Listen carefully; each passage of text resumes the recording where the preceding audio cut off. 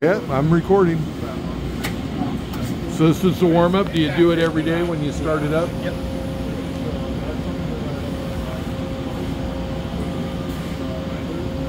What RPM is the spindle running at? Currently at about 1,000? we can take it up. I want to take it up to max, but we can do that now or with another video. Yeah, we'll do that.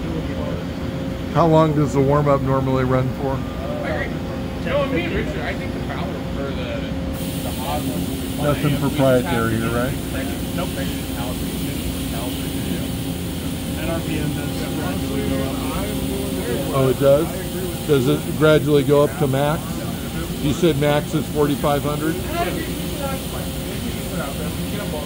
for the 2 grand to get them going up and going, we can chew on that. And then they'll use them. Use a tool probe?